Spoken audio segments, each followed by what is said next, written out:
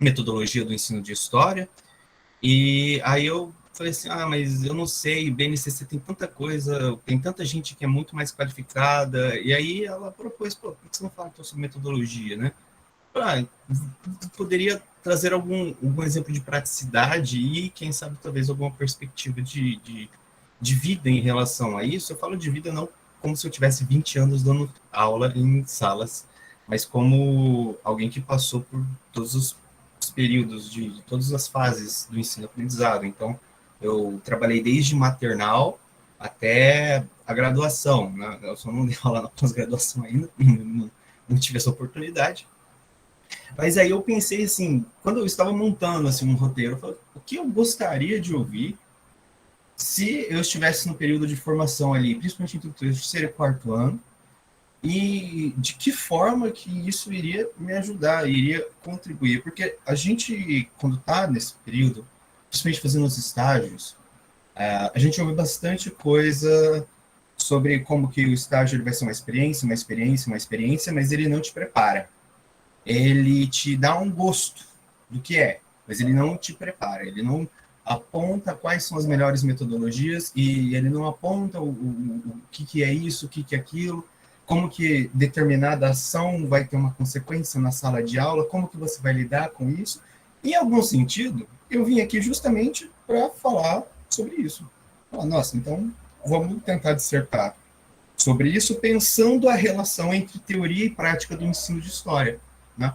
Como que a teoria do ensino, como a prática do ensino, elas vão se confundir e vão culminar na relação de processo ensino-aprendizagem, e de que forma que isso pode contribuir com vocês na construção da formação de vocês, na formação de profissionais que são historiadores, mas que são licenciados, né? Porque a gente tem que lembrar que o curso aqui da Unespar é o curso de licenciatura. Então, em teoria, isso, porque é só a prática que vai colocar você na sala de aula e vai realmente te formar, é o que vai te colocar para dar aula, é o que vai te fazer ser um profissional licenciado, né? Apesar de você ter um título, mas você não vai ter a experiência.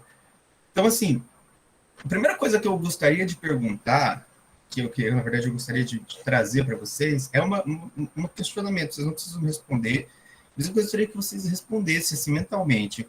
Vocês gostariam de ser lembrados como um professor que tem uma didática boa ou um professor que tem conteúdo bom?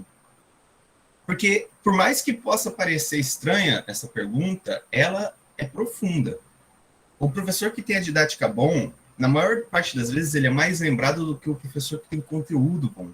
Porque muitas vezes a gente ouve aquela coisa de, esse é um professor que sabe tanta coisa, mas ele não consegue respaldar a ideia, ele não consegue transpor a ideia. Então, a gente fica com aquela coisa de que só o professor que tem a didática boa é o professor que a gente leva para a vida, é o professor que, de alguma forma, em algum ponto, em alguma coisa ele fez e aquilo marcou a gente desde o período de formação da alfabetização ali até hoje. A gente olha e fala, nossa, a metodologia daquele professor ele é boa, eu gostaria de ter uma metodologia daquele jeito. Então, nossa, o que o professor fala é daquela forma. Então, eu gostaria que vocês questionassem se vocês querem ser lembrados pelo conteúdo ou pela didática. Né? Porque isso pode parecer, pode falar, vou ser lembrado pelos dois, óbvio, mas aí você fala, mas será? Porque entra a questão da prática e da rotina da sala de aula, que é cansativa. A prática, vou chamar de rotina. A rotina de uma sala de aula, ela é cansativa no sentido de que quando você tem ali no estágio 2 ou 3 observações que você faz e uma regência, você não conhece a rotina.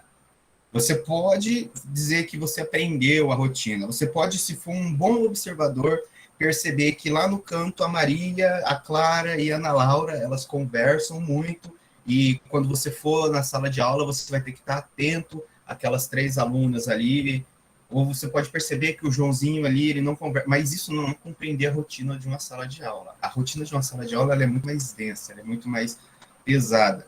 Nesse sentido, eu pensei em falar o que a gente poderia discutir, o que a gente poderia tentar pensar para a aplicação disso e que não fosse uma coisa novicista. Porque, assim, hoje, quando a gente fala em metodologia do ensino de história, na verdade, quando a gente fala em metodologias do ensino de forma geral, vem algumas pontuações que elas são quase corporativistas. Isso quase corporativistas, porque se você abrir o LinkedIn e for ver cargo para professor, elas estão lá sendo requisitadas por todo mundo. Que é, por exemplo, metodologias ativas. Né? Metodologias ativas. A primeira metodologia ativa que todo mundo fala, é a sala de aula invertida. A sala de aula invertida é o ensino novicista. É o ensino que parte do aluno. Isso é uma coisa que existe já há algum tempo. Agora a diferença é que ela é feita por EAD. Aí tem outras que a gente fala, não, isso aqui ok, isso aqui a gente consegue compreender que é um fenômeno contemporâneo, isso aqui está ligado ao que a gente está vivendo hoje. Por exemplo, a gamificação, você trazer videogames para a sala de aula e tentar dialogar com os videogames e o ensino de história, e de que forma que aquilo ali você vai estar ali ponderando, ensinando o seu aluno sobre. Isso aí a gente consegue perceber que é um fenômeno mais contemporâneo, mas muito parte disso é só uma releitura de um ensino novicista, e que em algum sentido não, na maior parte do sentido, ele é precário, porque a formação ela está muito mais vinculada à questão técnica do que a uma vinculação de qualidade do ensino, né? Então, você tem, por exemplo, hoje vários ministros que fazem um apelo, dizendo, não, a universidade pública não é para aluno pobre. O aluno pobre tem que cursar o técnico, que ele tem que saber formação da mão de obra, né? Então, quando a gente vai pensar essas metodologias, né, a gente tem que pensar, bom, eu sou um professor, isso é uma responsabilidade. Quando vocês estiverem fazendo estágio, quando vocês estiverem lidando com o que quer que vocês estejam lidando na sala, seja uma turma de 6º ano, seja uma turma de 3º ano do ensino médio, vocês são professores, vocês vão ter que vestir essa carapuça e vocês vão ter que assumir isso. O que vocês estão falando ali, mesmo que no microespaço, faz parte da formação de uma pessoa. Uma não, né? Convenhamos, uma sala de 30 pessoas, até 50 pessoas, dependendo do colégio que você vai estar. Então, a gente fica pensando, nossa, mas isso é importante em algum sentido. Será que isso vai gerar algum problema? Vai. Isso vai gerar algum problema. Isso vai gerar algum problema porque você esbarra, na verdade, na ideia, você pode acabar esbarrando na ideia de que você tem que se tornar um professor salvador.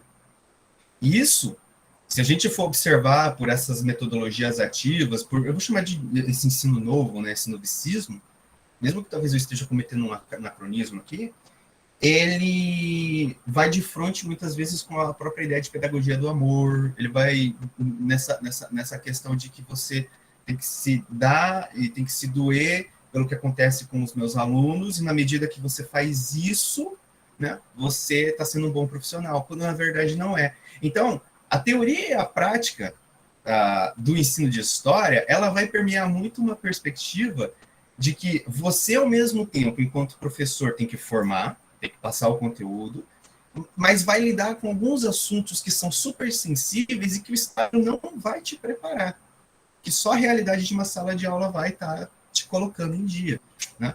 Você pode, às vezes, pensar, nossa, então eu vou preparar uma aula aqui, essa aula vai ser super incrível, ela vai começar com um questionamento, e em seguida eu vou mostrar um mapa, e aí depois eu vou apresentar um slide, e você, na sua cabeça, está achando que aquilo ali é a coisa mais inovadora do mundo, né? E não é. Não é. Só que aí você chega na aula e tem um aluno, por exemplo, lá do 7º ano, que está todo marcado, foi para a escola todo marcado, que apanhou da mãe. Aí na hora você vai falar, nossa, eu preciso fazer alguma coisa com esse aluno, mas você não pode, mas você vai querer depois ter um canto de conversa com ele, mas você não pode. E aí que tá, existe uma linha tênue entre você querer mudar o mundo, entre você assumir que a sua postura é essa, e você conhecer que você não pode, você não vai conseguir fazer uma revolução na sala de aula. Você tem que se reconhecer naquele espaço. E essa é a característica mais difícil de você lidar com a sala de aula, principalmente com os pequenos. E então, quando você pensa nessa relação, a gente tem que, eu falo logo, tem que descartar essa ideia da pedagogia do amor. É uma coisa que eu falo, a gente tem que descartar. Não, isso não é ignorar o sentimento, não é ignorar a realidade do meu aluno. Muito pelo contrário, é você admitir que o aluno tem uma realidade. Até porque não existe como você fazer um planejamento, não há essa possibilidade, sem você conhecer a realidade do seu aluno. Isso é uma coisa que é intrínseca. Eu não vou preparar um plano de aula ali pensando na turma tal e depois aplicar esse mesmo plano de aula para uma outra turma que vive uma outra realidade. Só que aí a gente fala, putz, mas e na prática, como é que isso fica? Porque daí eu tô falando que é muito bonito eu preparar um plano de aula para cada aula que eu vou dar. Mas aí você assume lá 4 sétimo anos. 2 de manhã, 2 de tarde, numa escola. Nossa, você tá carregado de coisa para fazer. Você vai ficar fazendo um monte de planejamento, um para cada aula? No final das contas, você vai te falar que vai. Mas no terceiro trimestre você vai estar esgotado. Aí você vai falar, nossa, eu acho que eu vou usar a mesma aula aqui. Isso é um problema? Não, não é um problema. Isso não é um problema. E aí entra a questão da adaptabilidade, que eu acho que é um ponto importante. Eu acho que todo professor que trabalha com qualquer metodologia que seja, ele tem que ser extremamente adaptável. E quando eu falo que ele é extremamente adaptável, eu não estou falando que ele é o professor resiliente, é o professor que ele vai ignorar o que o governo fala e não vai comentar sobre isso, e ele vai se adaptar ao momento em que ele está vivendo e simplesmente viver sua vida ali aplicando conteúdo. Não, eu falo que o professor ele é adaptável porque quando ele percebe que uma coisa não está dando certo, ele tem que mudar. Se você preparou uma aula, você planejou a aula, você vai sair com uma sensação de que o aluno aprendeu. Ok, ótimo. Depois você vai ter os processos avaliativos que vão determinar isso ou não. Mas se você sair com a sensação de, putz, poderia ter melhorado, no que eu poderia ter melhorado? E você anota. Ah, eu acho que aqui poderia ter sido melhor assim. E aí, a gente entra num outro problema. Porque muitas das coisas que a gente fala, nossa, eu poderia ter sido melhorado, na verdade, parte do aluno. Há um exemplo muito importante que eu sempre penso, é a relação entre a compreensão e a interpretação.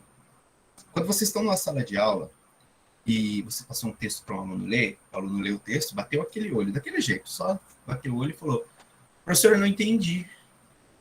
Aí você fala, você não entendeu o quê? Aí ele fala, isso aqui, aí você explica. Ótimo. Tá lá 2 minutos, não menos, 30 segundos, outro aluno fala a mesma coisa. E depois outro, e depois outro, e depois outro. E assim vai indo. Nesse momento, o que você faz? Você para a aula e fala, gente, mas alguém não entendeu o texto? E aí vai ter um pessoal que vai levantar a mão, e o que você faz? Você relê o texto. Eles estão entendendo, eles não estão entendendo esse texto porque eles não interpretaram esse texto ou porque eles não compreenderam esse texto. E aí entra a diferenciação dos termos. A compreensão, você compreender algo é você ler e entender. Eu falar assim, a professora Isabela está cabisbaixa, anda cabisbaixa.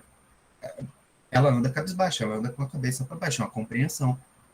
Quando a interpretação, eu digo a professora Isabela está triste. Por quê? Porque ela está cabisbaixa. Eu interpretei que ela está triste porque está com a cabeça baixa.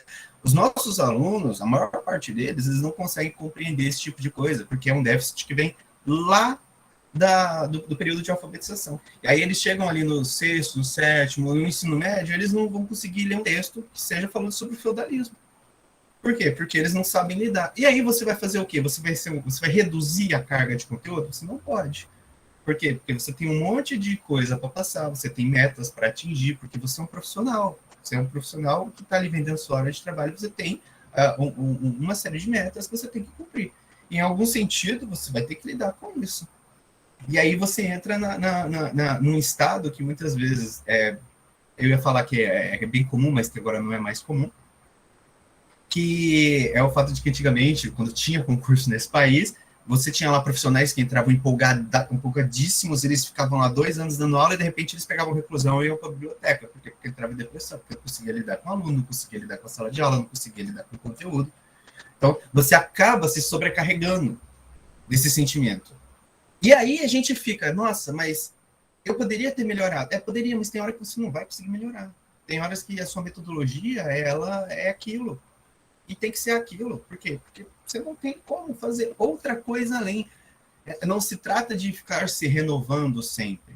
Um bom profissional, ele vai se renovar porque ele tem que se renovar, por conta de uma questão de adaptabilidade.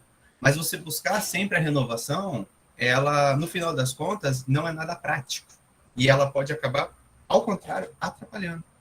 Então, nesse sentido, a gente vai pensar, nossa, mas existem então metodologias que vão ajudar nisso? Existe. Existe. Quais? A prática vai te dizer. Não tem como, por incrível que pareça, não tem como eu chegar aqui e falar assim, olha, vocês vão usar, que nem professor pedagogo, quando está lá no quarto, vocês vão usar agora a metodologia do cubinho, e aí você vai dar o material dourado para eles e vai fazer. Não, isso não funciona com uma turma de 7º ano, isso não vai funcionar com eles.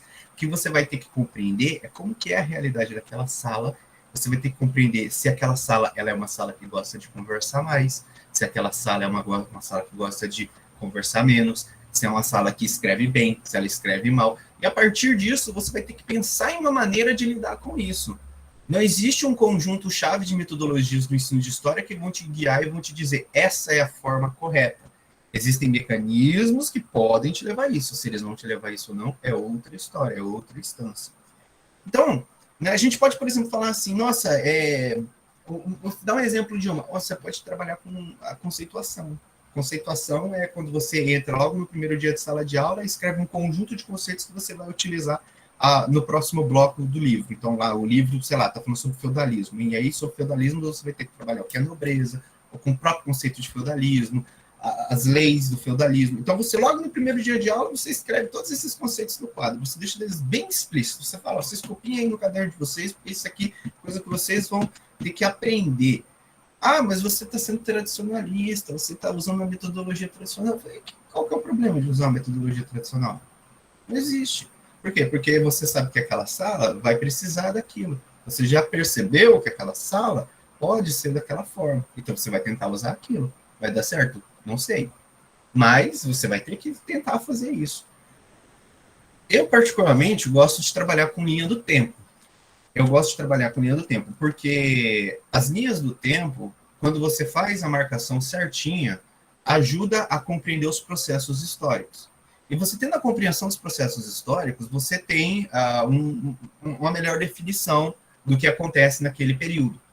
E aí, pensando, olha aí como é que é o governo na cabeça, tecnicamente, pensando a questão de Enem, de vestibular, isso é muito mais aplicável do que você pensar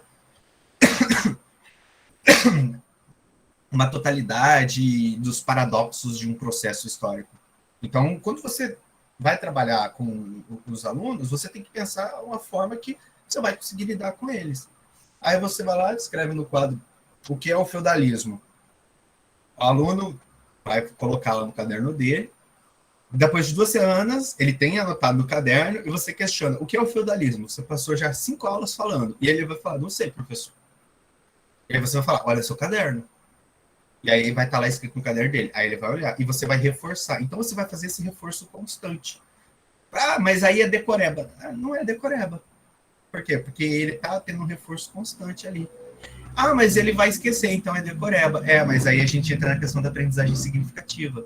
Eu tenho que transformar, ao mesmo tempo em que tem toda essa coisa de você não pode se apegar à pedagogia do amor, ao que acontece na sala de aula, mas você tem que estar atento à realidade do aluno, mas também não pode ser tanto atento assim, porque isso de alguma forma não pode impactar a sua vida. Todo esse processo, né? Você ainda tem que pensar, nossa, como que eu vou lidar com esse tipo de coisa? O que eu vou exemplificar aqui e que o aluno vá aprender? Porque, no final das contas, quando você entra na sala de aula, você pensa que seu aluno está ali desenvolvendo, você vai ajudar ele a compreender um fenômeno histórico, você vai, né, desenvolver tanto caráter quanto processo de ensino-aprendizado. Ao final da sala de aula, quando você sai de lá, você fala, eu sou um profissional, então eu tenho que atingir a minha meta. A vida do professor é essa constante de eu tenho que seguir certas coisas, mas ao mesmo tempo eu gostaria de trabalhar isso. Eu gostaria muito mais de trabalhar Brasil Colônia do que é trabalhado. Mas não trabalho. Por quê? Porque eu tenho que desenvolver outras coisas. Eu gostaria muito mais de entrar numa sala de aula e falar sobre negacionismo científico. Só que o negacionismo científico é um conteúdo que ele não é trabalhado. Quando ele é trabalhado de forma bem chula no 3º ano do ensino médio. Então, você vai sempre lidar com esse tipo de coisa. E a partir do momento em que você tem que lidar com isso, você vai ter que pensar numa forma de lidar com isso. Então, né, pensando a palestra como um todo, na verdade, ela é isso. Ela é um grande diálogo sobre o que eu vou lidar e como eu vou lidar, sabendo que a maneira com a qual você vai lidar e o que você vai lidar não depende necessariamente de você. Apesar de que a maior parte, principalmente no como, isso é, na didática, no professor que quer ser lembrado, vai partir de você. Então, né, A gente tem, assim, pensando historicamente, a gente tem 3 vertentes da pedagogia que são super importantes para a gente no Brasil contemporâneo, né? Existem outras, mas essas são as mais, que é a tradicional, a nova e a histórico-crítica. Né? A pedagogia tradicional é, imagine a diretora da escola Carrossel, é aquilo. Pedagogia novicista, né? A pedagogia nova é a professora Helena. Enquanto que a pedagogia histórico-crítica, ela é um flerte entre o Saviani, o Gasparini e até mesmo o próprio Paulo Freire. Eles, em algum sentido, vão estar todos flertando ali, apesar de, né, um bicar com o outro. O Gasparini e o Saviani fazem críticas ao Paulo Freire, da mesma forma que a gente tem, por exemplo, a professora Neide de pedagogia, que faz críticas ao Saviani. Então, nesse sentido, todas essas escolas, elas são importantes para a gente compreender que cada uma vive o seu momento. Da mesma forma que a gente está vivendo um momento. A gente está vivendo um momento de uma escola técnica, de uma escola neoliberal, de uma escola que está em constante diálogo com o tal do empreendedorismo. Eu acho que vocês já ouviram isso. Alunos que estão lá entre o sexto e o nono ano, que tem aula de empreendedorismo. E aí você vai olhar na grade e você percebe que o empreendedorismo, na verdade, não tem nada de leitura, não tem nada de discussão, é só uma matéria de reposição, na maior parte das vezes, é claro, o aluno ele vai e aí ele faz alguma coisa divertida no contraturno. Então, assim, a gente fala, nossa, mas isso tem problema? Para alguns tem, para outros não. Mas, no geral, eu, pessoalmente, acredito que tenha. Por quê? Porque você não tem uma discussão séria daquilo ali. As professoras não fazem, pelo menos na minha realidade. Não existe. Então, a gente tendo em mente essas 3 escolas, né, a tradicional, a nova, a histórico-crítica, a gente vai perceber que cada uma tem ali suas metodologias, né? Cada uma vai ter a sua maneira de aplicar uma metodologia, e você vai perceber, isso é uma coisa que a gente vai perceber quando for para a sala de aula, quando vocês forem para a sala de aula, que não necessariamente uma cancela a outra. Não necessariamente. Existem coisas que uma pedagogia, uma proposta pedagógica, ela propõe que na aula ela é completamente aplicável e ela vai se enquadrar exatamente com aquilo que você precisa. Enquanto que existem outras que você fala, ok, isso aqui não vai. Eu, por exemplo, pensando a aula, eu gosto de pensar que eu me enquadro dentro de uma pedagogia histórico-crítica, que eu faço um revisionismo da matéria, revisionismo no bom sentido. Eu penso tudo que, ok, isso aqui pode cair, isso aqui é interessante, isso entra, isso sai, e depois eu vou aplicando para a sala. E eu sei que isso não é, de forma alguma, um caráter revolucionário. Eu sei que quando eu assumo uma sala, eu não estou criando uma criança revolucionária. Eu não estou ali trabalhando isso. Né? Eu estou educando para a cidadania. A cidadania, a compreensão de democracia, ela é burguesa por si. Então, eu pessoalmente tenho essa perspectiva. Enquanto que vai ter gente que vai falar, não, tem que criar criança revolucionária mesmo, tem que pensar assim, ok, mas como que você vai fazer isso? E aí, né, entra a questão do como, porque daí quando você cai para como, né, as metodologias são distintas, as metodologias são diferentes. Tá?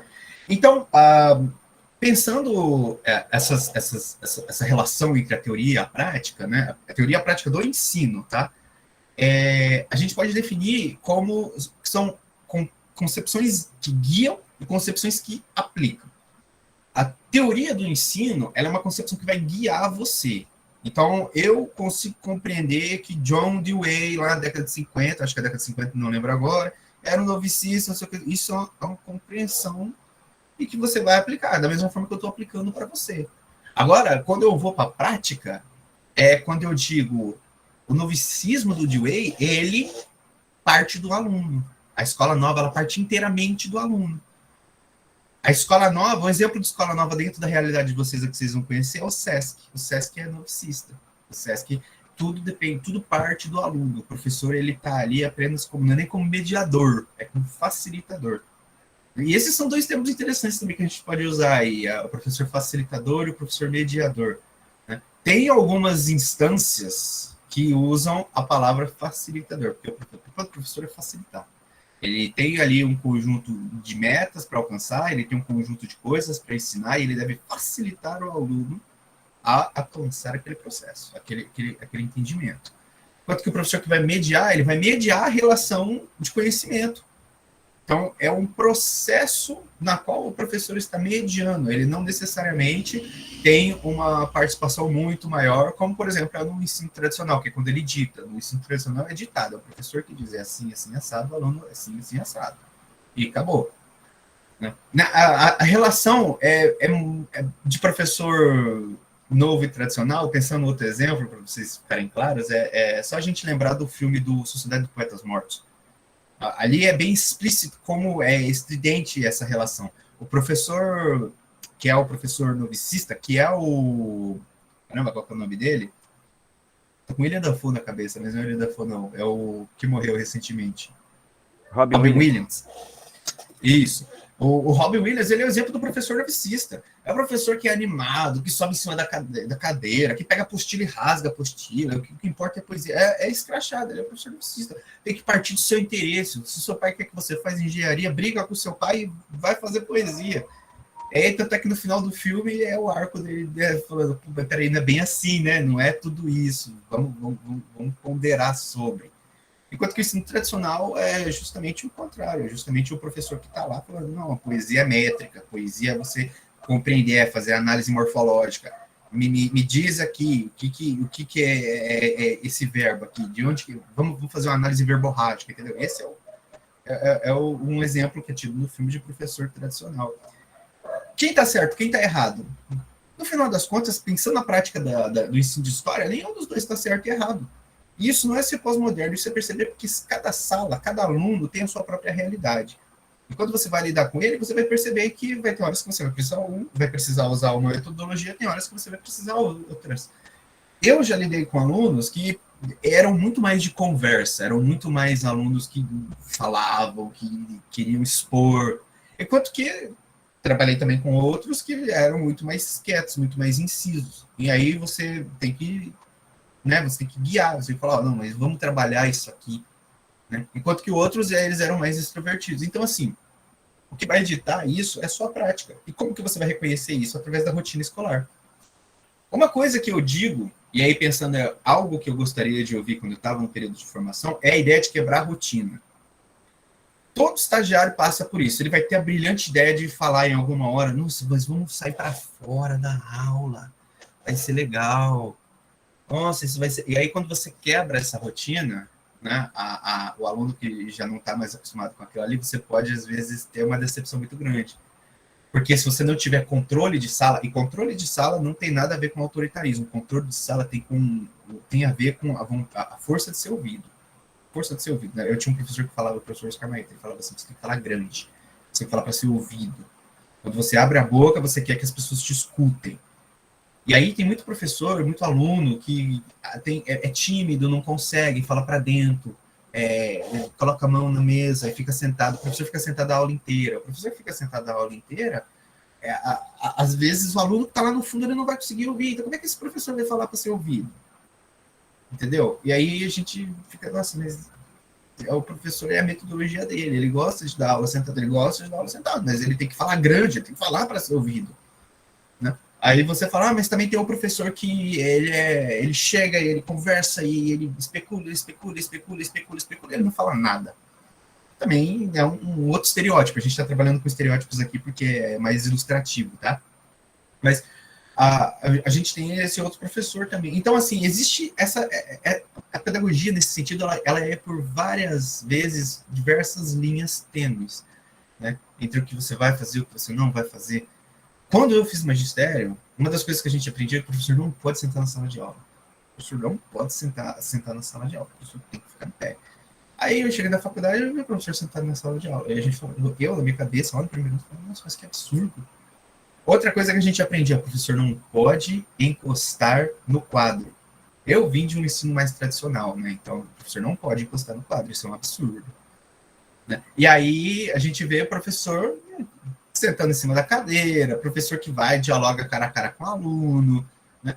Isso é ruim? Não, porque a sala está aprendendo. Se a sala está aprendendo, está ótimo. E é justamente esse o ponto da metodologia do ensino de história. A metodologia do ensino de história ela é um constante diálogo com a teoria e a prática do ensino, a teoria na qual você pressupõe que já tenha, Você já passou pelas aulas de História da América da Isabela, você sabe que a Argentina vem de argente de prata, então você, quando for explicar, vai falar, Argentina vem de argente e vem de prata. Os únicos 3 países no mundo que têm um nome que são em commodity é Costa do Marfim, Argentina e Brasil. E aí você, na hora, fala isso para o seu aluno, você fala, professor, o que é commodity? Aí você vai dar a sua aula explicando sobre o que é commodity.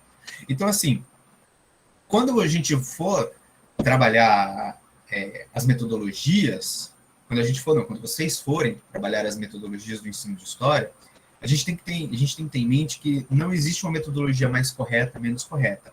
Existem metodologias aplicáveis e não aplicáveis. A metodologia que é aplicável traz um mapa. A metodologia que é aplicável traz um TikTok. Traz um TikTok para a sala. Tem um monte de gente falando um monte de asneira sobre história. Pega um TikTok, salva no seu celular, aplica no computador e mostra para a sala e discute com eles.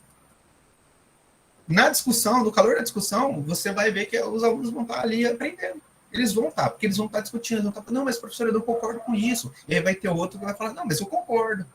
E aí você vai estar ali fazendo o quê? A mediação do processo de ensino-aprendizado.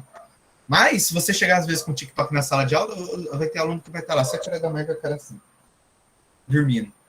E aí você vai falar o quê? Nossa, que decepcionante foi minha aula.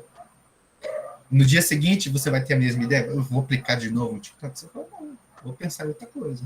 E a partir disso, você vai refletindo sobre sua própria atuação em sala de aula. Por mais que isso pareça ser uma coisa tão antiga, é uma coisa que a gente esquece. É uma coisa que a gente acha que vai fazer super bem, mas quando chega na hora não consegue. Então, assim, pensando as metodologias e pensando o dia a dia da sala de aulas, eu gostaria de fazer uma recomendação particular para vocês, que é a compreensão do capítulo final do livro Escola e Democracia do Saviani, que lá tem a exemplificação do Pedagogia de 5 Passos, né? Do plano de aula em 5 passos, que é o Gasparin que faz, mas é o Saviani que vai explicar passo a passo. Ah, mas aquele livro lá, não sei o que, enfim, críticas que forem em relação a ele, no final das contas, o planejamento em 5 passos dele é ótimo, porque ele reflete, a meu ver, tá? É recomendação minha. Ao meu ver, ele reflete a realidade do seu aluno e ele reflete as metas que você precisa alcançar. E quando eu falo metas, parece que eu estou sendo bem corporativista, mas eu estou falando metas já pensando a relação que vocês vão ter que enfrentar na sala de aula, que está ali ligada à BNCC, está ligada ao Colégio Cívico-Militar, e essa que eles vão acabar tratando vocês. Ah, mas Colégio Cívico-Militar é só cívico, de militar é só nome mesmo, né? Mas quando chegar as eleições no ano que vem, vai voltar os militares. Por quê? Porque tem que o mundo vive de aparência. Então, a gente tem que ficar esperto com esse tipo de coisa. Tá? E assim, pensando no planejamento de 5 passos dele, é bem interessante. Né? Eu não vou aplicar ele aqui, porque se eu fosse aplicar, eu ia ficar 18 horas falando seguida dele. Ele é bem complicadinho de entender. Mas, de forma geral, o planejamento do Gasparin e Saviani, ele parte do seguinte princípio. Ele sai das chamadas zonas de desenvolvimento, que são um conceito criado pelo psicanalista e psicólogo de educação infantil Levi Vygotsky. O Vygotsky ele vai trabalhar o conceito da zona de desenvolvimento. A zona de desenvolvimento seria um arcabouço mental que é refletido em 3 espaços: a zona de desenvolvimento real, a zona de desenvolvimento proximal e a potencial. A zona de desenvolvimento real é você pensar aonde o seu aluno está. A proximal é aonde ele está chegando. E a potencial é aonde ele pode ir. Existem alguns teóricos da pedagogia, enfim, que vão descartar o potencial. Eles dizem aonde que pode ir. Ele pode ir para qualquer lugar. O aluno pode sair da sala e acabou a zona. Então, né, tem alguns que descartam. Mas, pensando nisso, seria mais ou menos assim. Eu sei que meu aluno já estudou sobre história antiga. Eu sei que meu aluno, então, ele é a zona de desenvolvimento real. Ele sabe isso. Então, se ele estudou história antiga, eu posso ir para a história da Idade Média. É a zona de desenvolvimento proximal, onde ele vai.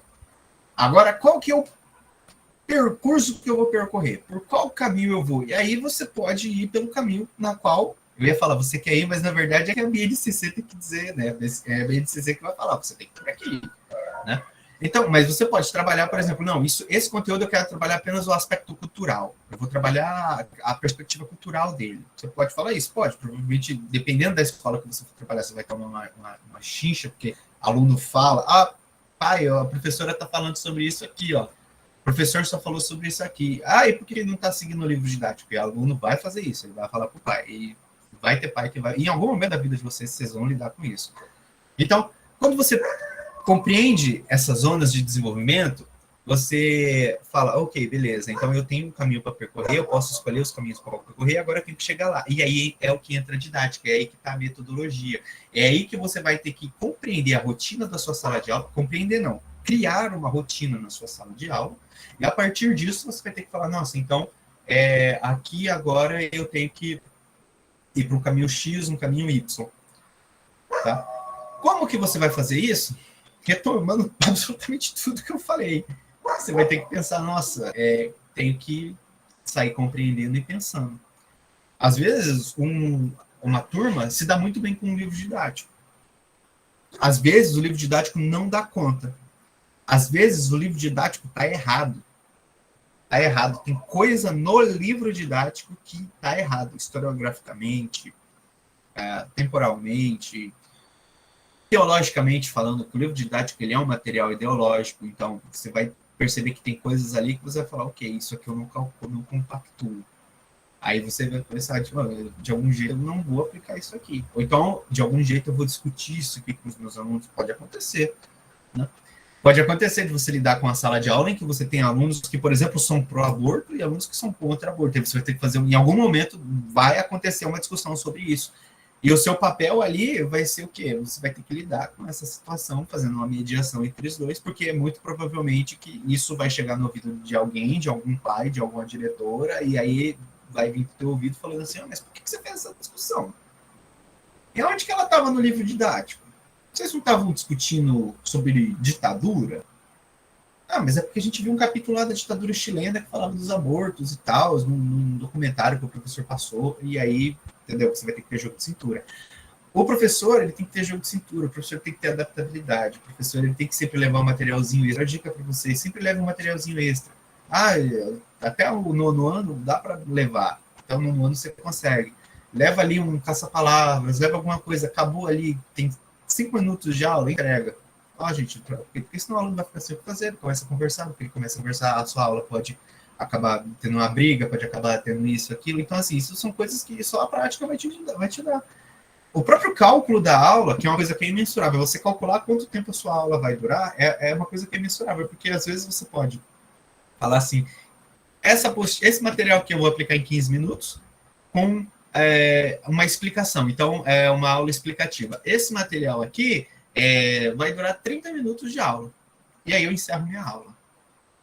E aí você vai para a prática, você chega lá, os alunos leem assim, acabou, li. Aí ele vira para o Flávio e falou, você viu que fulano separou? Então você vai fazer o que com esse aluno? Ele já leu o material. Não, vem fazer material. Aí esse aluno adianta o material, porque os outros, enquanto estão lendo, esse aqui já começou a escrever. E aí nisso vem o outro que começa a escrever. E aí você termina uma sala de 30 alunos com 10 alunos que já terminaram e não tem o que fazer e o resto dos alunos ainda está fazendo. E você vai ter que inventar alguma coisa para esses alunos fazer. E aí você não separou o material, você não está com o livro didático lá no dia, porque, não sei, por N motivos.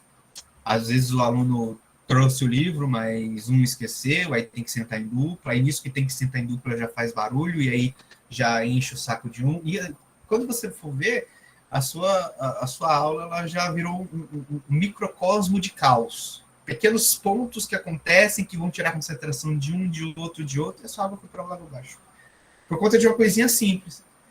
Então, quando vocês forem assumir a sala de aula, vocês têm que ter em mente que a teoria do ensino de história e a teoria da história que vocês aprenderam durante a faculdade é importante porque ela é conteúdo.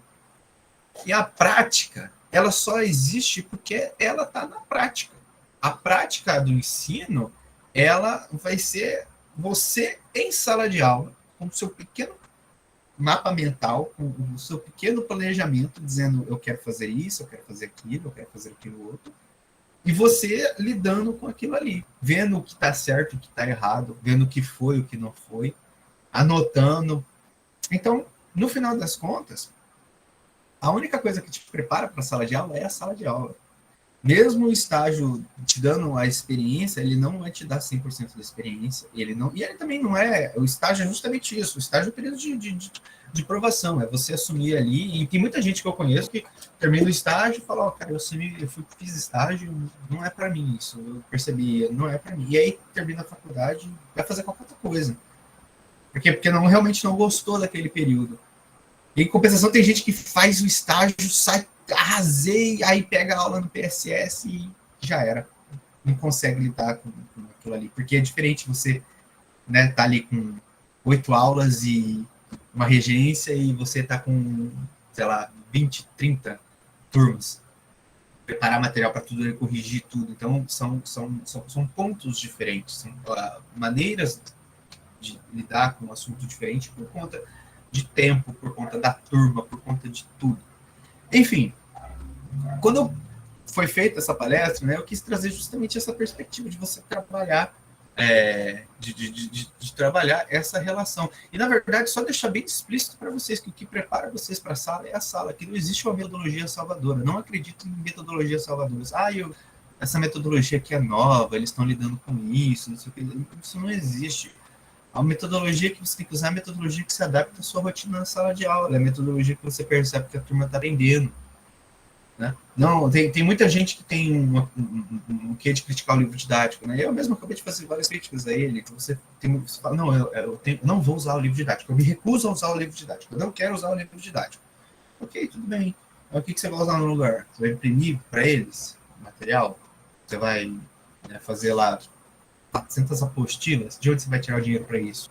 Porque se você der sorte de trabalhar, algumas escolas ainda dão, por exemplo, para você 30 páginas por bimestre lá para você imprimir para a turma.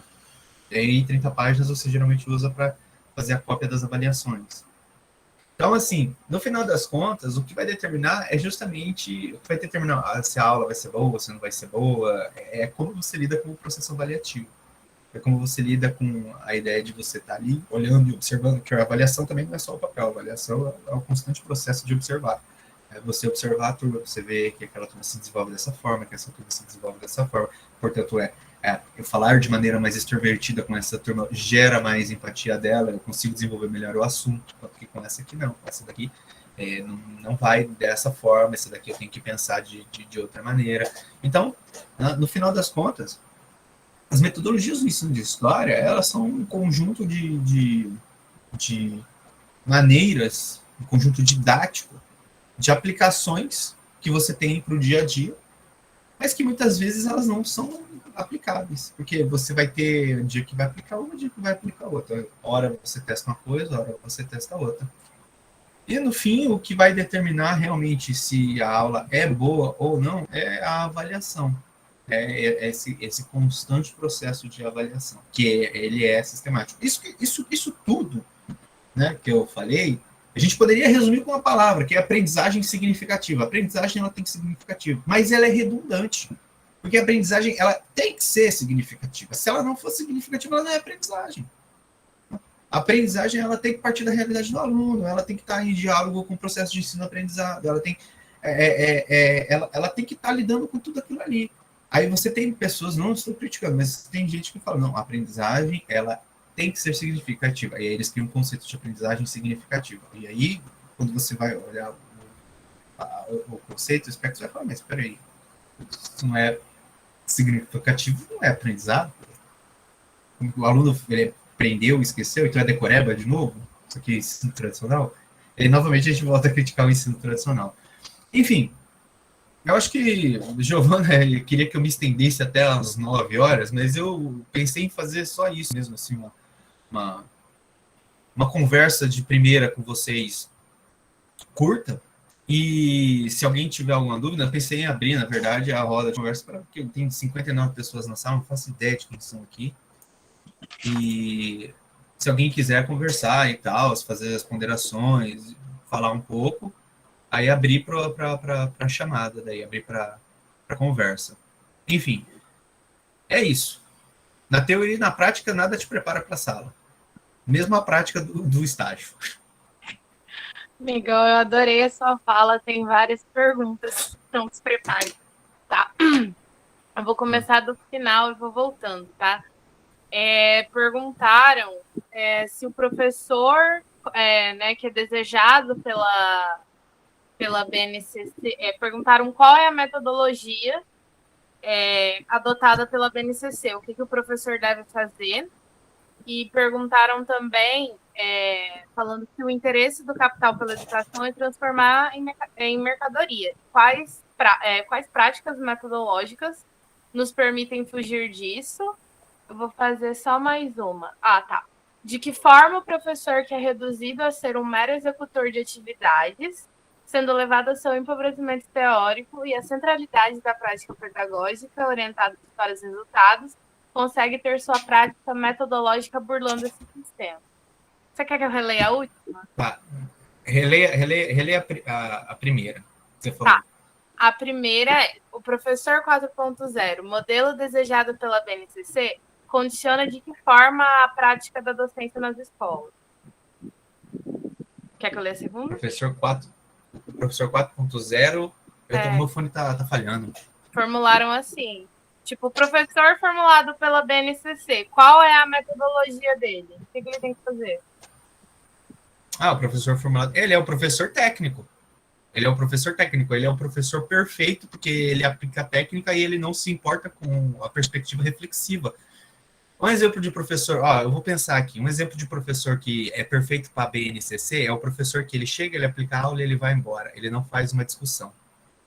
Ele não vai trabalhar o conteúdo de forma crítica. Ele não vai pegar o objeto, que é a aula dele, e vai falar, isso aqui implica na sua vida dessa e dessa forma, por conta desse meio aqui. Então, ele é extremamente técnico. Ele é tecnicista. Ele é um professor que ele está ali para formar um conjunto de mão de obra. Para ele não vai importar se você é de direita, de esquerda. Para ele não liga para esse tipo de discussão em sala de aula. Ele está lá, ele aplica o conteúdo e acabou. O que, na verdade, é bem contraditório, porque quando a gente para pensar, o ensino em si, ele tem um quê disso. Né? Você está formando ali um profissional, só que aí você para, um profissional, você está formando ali uma pessoa, só que aí você para pensar, putz, eu estou formando ele para que tipo de sociedade? E aí a gente retoma que é o paradoxo do Paulo Freire, né? Porque é a grande crítica, na verdade, do Saviani ao Paulo Freire, né? Que o Paulo Freire ele não assume a postura de dizer que ele é um revolucionário, alguma coisa do tipo, né? Ele é um professor pós-moderno. Né? Então ele educa para ser cidadão, ele educa para ser, mas é um cidadão crítico. Nesse sentido, o Saviani ele faz críticas a eles, mas ele pondera a mesma coisa. Ele vai dizer, uma formação crítica. Ou o professor técnico, ele não tem nada disso. Ele não quer saber disso, ele não vai trabalhar. O professor técnico, ele nunca iria fazer uma discussão sobre aborto em sala de aula. E isso é perda de tempo para ele. Isso não implica no que ele tem que ensinar. Esse é o modelo perfeito de professor. É o modelo perfeito de professor. É o professor que daí entra na outra questão que falou sobre a teoria, o professor que não se adapta, que não... o professor... Foi uma pergunta que está falando sobre isso, eu não lembro agora a pergunta, não, mas em algum sentido dessa forma. Porque a gente sabe que tem muito professor que, depois de muito tempo em sala de aula, eles não retornam aspectos teóricos que são importantes. Eles vão ficar sempre naquele reducionismo, que é você pegar um conceito que viu na internet, trabalhar ele com 2 ou 3 autores, jogar num slideshow e aplicar na sala de aula numa manhã chuvosa. Entendeu? É isso. E aí, esse professor ele vai ficar sempre nesse reducionismo. Ele depois que ele saiu da faculdade, ele não pegou mais um livro teórico para ler e falou, não, vou estudar aqui um pouco de teoria, ou que seja, estudar a área que ele pretende lecionar para fazer uma aula. Ele está vinculado a isso. Mas essa relação, ela também está muito vinculada à própria ideia de sociedade que a gente vive, que é uma sociedade capitalista. A sociedade não paga título direito, a sociedade ela não estimula o professor, ao contrário, ela só ataca o professor, ela é um grande desestímulo a ele. Aí o professor que está lá recebendo seu salário, ele vai falar assim, para que eu vou me matar de fazer aperfeiçoamento profissional de pós-graduação, de fazer leitura, se eu não vou receber por isso? é um desestímulo ao professor, é um desestímulo ao profissional. E aí o professor que está há 20 anos dando aula, ele vai falar, por que eu vou correr atrás de uma pós-graduação agora? Ele não vai correr atrás de aperfeiçoamento, ele não vai correr atrás de compreender os novos relances da historiografia. Ele não está nem aí para isso, porque é desestimulante para ele. É desestimulante para ele e apanhar dos cavalos do Beto Richa, entendeu? É estimulante para ele que está aí desde 2014 sem fazer concurso, só correndo atrás de PSS. Então, né, o professor é um quadro de funcionalismo público que é sempre atacado e dentro de uma sociedade que não gosta de funcionalismo público, que odeia público, que ama o privado. E aí o professor, quando vai para o privado, ele se dá conta dessas metodologias ativas, desse novicismo, que é vendido como se fosse a coisa mais maravilhosa do mundo, que não é a coisa mais maravilhosa do mundo. Para começar, metodologias ativas foram desenvolvidas por um psicanalista norte-americano, psiquiatra norte-americano. Né? Ele tem lá a atuação dele em sala de aula, mas ainda assim não passa pelo crivo de professores, não passa pelo debate. Só que daí você faça esse teste, depois entre no LinkedIn, vocês vão ver lá, o que tem de coisa de metodologia ativa que o professor tem que ter. É um pacote, parece que você sai do curso de pedagogia, de história, qualquer curso de licenciatura, você tem que saber um conteúdo base, tem que ter isso. É tipo, vem com um pacote de Microsoft, Excel, Word, PowerPoint e metodologia ativa. Se não vier com isso, você não vai ter emprego. E aí você tem, né, um cenário que é catastrófico, que é um cenário que ele desestimula o professor, é um cenário que ele ataca os professores, que ele não paga piso salarial correto, que o professor ele é o inimigo da sociedade, e você tem muito profissional no mercado. Então, você não quer dar aula aqui? Beleza, tem gente que quer. Porque tem gente que está numa situação pior que a sua, que precisa tem família para alimentar. E aí você entra com a ideia do pensamento da pedagogia do amor. E aí vai ter gente que fala, não, mas a pedagogia é porque você tem que dar aula por amor. Isso é amor. Não é amor. É porque tem um monte de funcionário no mercado. Você não gostou, eles vão te expulsar, cai fora. Enfim, é mais ou menos isso aí, eu acho. Mas lê a segunda pergunta daí. Não sei se eu respondi a primeira, mas... Você respondeu a primeira e a terceira. Perguntaram se existe alguma prática metodológica que permita que a gente fuja dessa ideia de transformar a educação em mercadoria.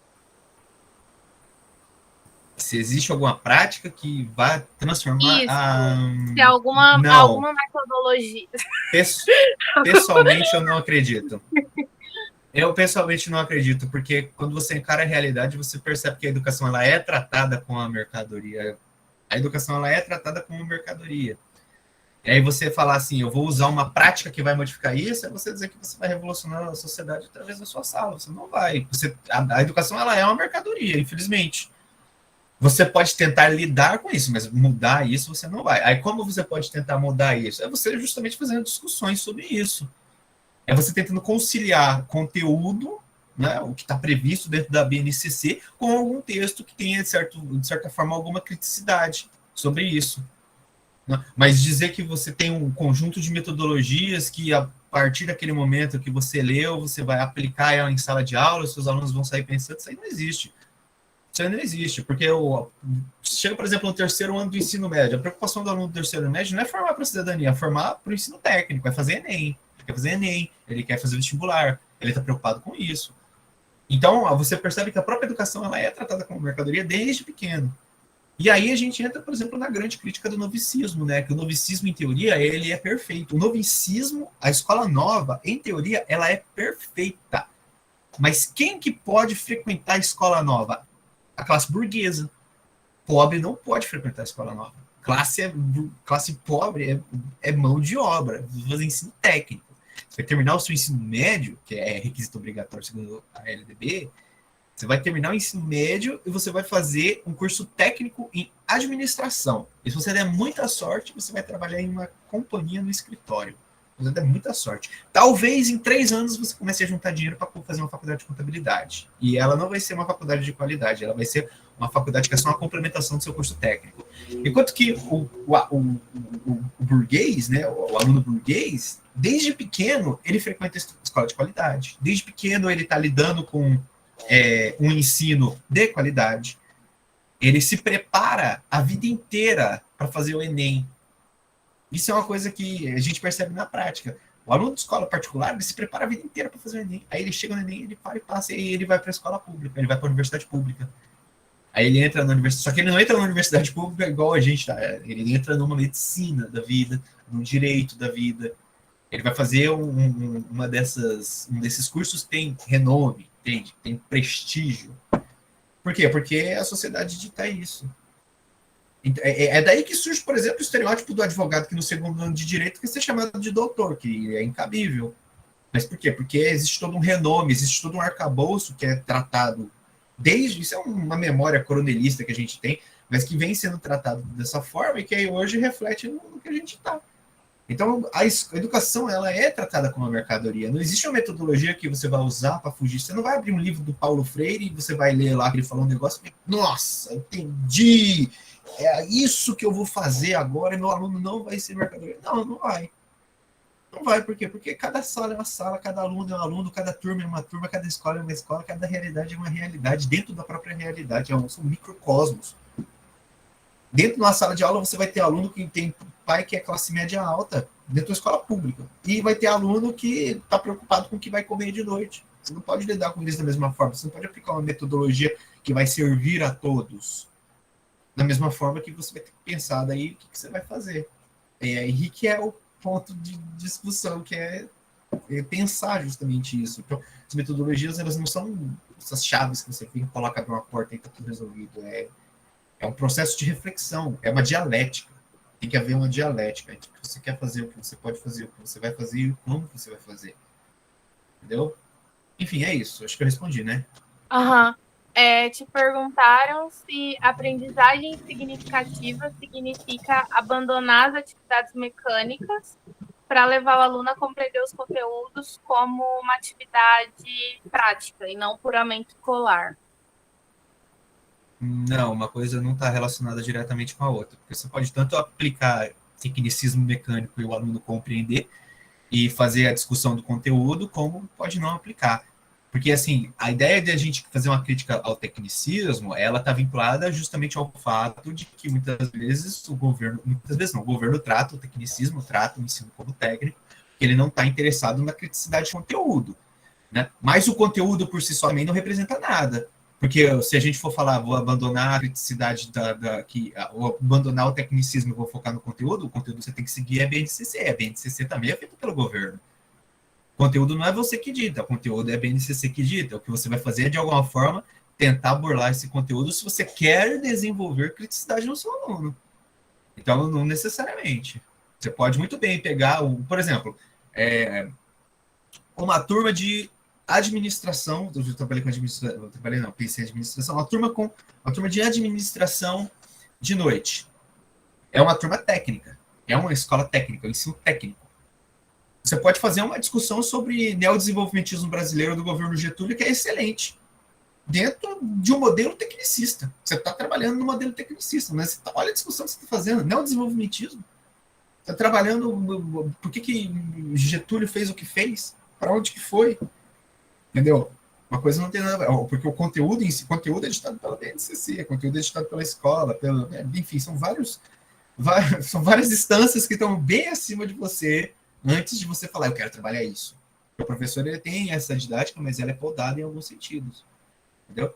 Então, você pode muito bem usar um modelo técnico de uma aula que você viu, falando, nossa, eu gostei tanto dessa aula, vou aplicar e trabalhar o conteúdo de forma crítica.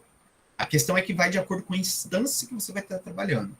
Por exemplo, se a gente for pensar uma escola técnica, que é uma escola pública de noite, um colégio normal, um colégio estadual normal, que é de noite, você vai ter muito mais liberdade para fazer isso, que eu acabei de falar, do que se você for trabalhar num SESC, por exemplo, no mesmo curso de administração. Por quê? Porque são instâncias completamente diferentes. Mesmo estando no mesmo nível, mesmo sendo pelo mesmo governo, entendeu? Mas os modelos de regime são completamente diferentes. Então você vai ter muito mais liberdade de um do que no outro. E aí vai da sua percepção de dizer, opa, eu posso falar isso. Opa, eu posso falar isso. Com essa turma eu posso dizer isso que não vai ter problema. com essa turma eu posso dizer, se falar isso aqui, e vai dar BO, entendeu? Só, no final das contas, é só a prática que vai te dizer aonde você vai e onde você... Você tem que ter um senso, né, para poder perceber esse tipo de coisa. Enfim, não sei se eu respondi, mas é isso. Respondeu. Eu tenho uma pergunta minha, porque eu li um texto sobre o problema das aulas expositivas. O quê? O que você falou? Eu falei próximo. Responder pergunta sua, não. Alô? Responder pergunta sua, não. É que a gente tá falando de... eu esqueci o que eu tava falando. Sobre o texto que fala sobre as aulas expositivas. Eu queria saber a tua opinião sobre se você acha que as aulas expositivas dão mais certo no fundamental ou elas dão certo mais na graduação, como você daria uma aula expositiva, se você ficaria abrindo para perguntas, ou seria aquele monólogo mesmo? Que eu acho que depende, mas eu queria ouvir a sua opinião. Eu concordo com você, eu acho que depende. Eu acho que isso não tá vinculado com necessariamente o lugar que você tá. Eu acho que isso está de acordo com o jogo de cintura do professor. Porque, é como eu falei, o professor tem que falar para ser ouvido. Isso não tem como você entrar na sala de aula sem ser ouvido. E você tem que ter postura. Para você fazer uma aula expositiva, você tem que estar expondo o negócio. Você tem que falar grande, você tem que gesticular. E aí, quando você entra num monólogo, né, vai ter aluno que, principalmente se for pequeno, eles vão às vezes... E aí já era, acabou a tua aula. Porque um conversa aqui, um conversa ali, você vai ter que parar, você vai ter que dar bronca. No ensino superior, você pode ter a ilusão de que fazer, às vezes, essa aula expositiva pode dar mais certo. Só que não necessariamente.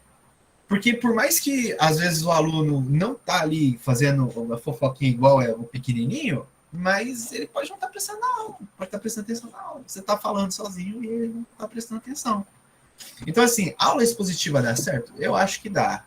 Eu acho que dá porque a aula ela é uma grande exposição de conteúdo, né? Mas ela é o melhor modelo? Aí eu já não sei. Aí eu já não sei se vai... Eu acredito que vá de acordo com o professor. Tem professores que têm brio, que conseguem fazer uma aula expositiva levando um debate bom. É o professor que ele fala, o aluno começa a falar, ele vai escutar o aluno. O outro aluno tem uma opinião contrária, ele sabe que o aluno vai ter uma opinião contrária, ele deixa aquele aluno falar. E aí ele consegue controlar a mediação da exposição da sala. Aí tem professor que não consegue, tem professor que se perde. Dentro do ensino médio mesmo, dentro de uma faculdade. O aluno fala daqui, o outro fala dali, e aí acabou a aula. Ele não consegue controlar. Isso não está necessariamente ligado à instância na qual ele está. Isso está mais ligado ao pulso. Isso tem que ter pulso, tem que saber lidar com uma situação. Entendeu? Mas também não é gritar. É falar para ser ouvido. Entendeu? É dizer isso aqui. Mais alguma pergunta? Acho que não, né? Não, pararam de me mandar mensagem no WhatsApp, então eu acho que tá ótimo, Lucas. Eu gostei muito da sua exposição, fiquei muito feliz que você aceitou o convite. Eu concordo totalmente com você, então eu sou suspeita a falar, mas é isso. Se você quiser falar alguma coisa, a gente já pode encerrar. Não, eu quero dizer, quem discordar de mim, que me passa o endereço que eu vou mandar o AJ buscar. É isso. Gente, não, mas então é isso. Então isso. Acho que não tem mais ninguém. Lucas, muito gentil, lógico. Eu sou gentil, sim. Gente, então é isso. E desumilde também. Deixa eu falar. Gente, olha, falta de respeito nesse curso aqui. A mesa 2 hoje acabou, Humildade acima de todos. E amanhã a gente tem a mesa sobre como utilizar a BNCC no Fundamental 1. Tá? Então, eu espero vocês. Eu vou dar bronca novamente. Eu não sei o que está acontecendo, que vocês não estão conseguindo ler essa semana. Mas é 10 minutos de tolerância, não é 50, tá? Eu estou deixando entrar porque eu estou muito boazinha. Mas amanhã eu não vou deixar mais, tá? Então, é isso. Parabéns, Lucas. Eu gosto muito de você. E é isso. Eu vou encerrar, tá? Beleza. Até mais, galera. Valeu. Tchau. Tchau, meu anjo. Que coisa. Parabéns, Lucas. Tchau, tchau, tchau. Bom te ouvir.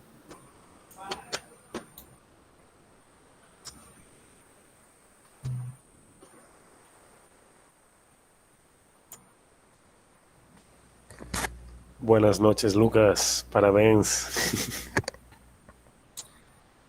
Até mais, Zeus. Valeu.